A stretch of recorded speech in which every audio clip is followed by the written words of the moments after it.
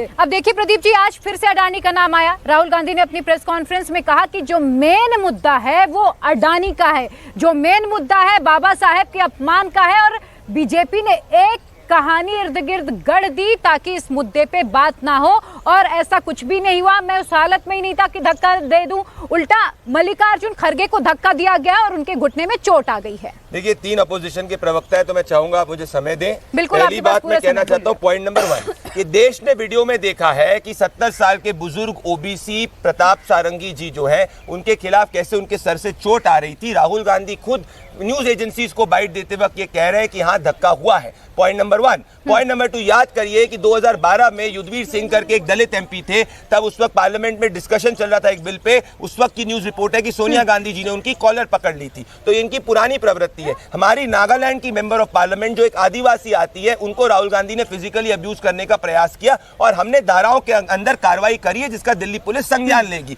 वे पहली चीज है। दूसरी बात, कांग्रेस पार्टी किस तरीके से दलित विरोधी है ये इस कैंप फोटो में देख सकते हैं कि कांग्रेस पार्टी के एआईसीसी ऑफिस के अंदर बाबा साहेब की फोटो को ये लोग अपने पैरों के अंदर लगाते हैं। ये राहुल गांधी की सोच। 50 साल तक बाबा साहेब अंबेडकर को इनने भारत रत्न नहीं दिया। नेहरू जी ने बाबा साहेब अंबेडकर को पहला चुनाव हराया और जिसने उनको हराया उसको पद्म भूषण दिया। विमेन रिजर्वेशन बिल को कांग्रेस पार्टी के साथ में आरजेडी और समाजवादी पार्टी ने अपोज किया। आजम खान ने बाबा साहेब भीमराव अंबेडकर को भू माफिया बुलाया जो मुलायम सिंह यादव के करीबी थे।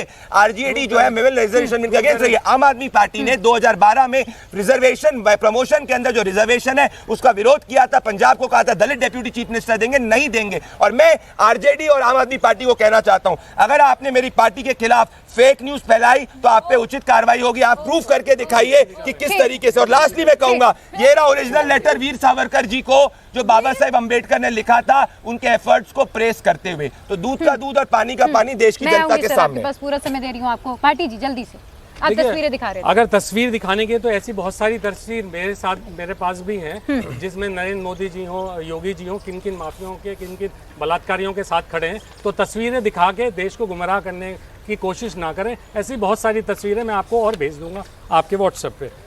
दूसरी बात जो आपने कही कि कितने अंबेडकर साहब के कितने सावरकर साहब ने, मैंने आपको अभी प्रूफ कर दिया। संग्रहालय में जाके पढ़ लीजिएगा उनके बीच का पत्राचार जो हुआ था उसके बारे में। और बाकी आरएसएस के जो लोग थे, हिंदू महासभा के लोग थे, वो अंबेडकर जी को क्या कह रहे थे। और उसके साथ साथ मैंने एक और चीज बताई आपको, टेम्पल एंट्री एक्ट आया था 1928 में या 34 में। उस टाइम पे 28 में उस समय पे किसने विरोध किया था? मदन मोहन मालवीय जी ने किस चीज का विरोध किया कि दलित एंट्री नहीं कर सकते मंदिरों में। मतलब ये मानसिकता, ये सोच के इनके जो लीडर्स है जिनकी ये दिन रात प्रशंसा करते हैं, उस तरह के लीडर। और जो कपूरी ठाकुर जी की सरकार की बात हो रही थी, भारत रत्न की बात हो रही थी, मुझे मालूम, मैं आपको बताता हूँ वो सरकार क्यों गिराई गई थी।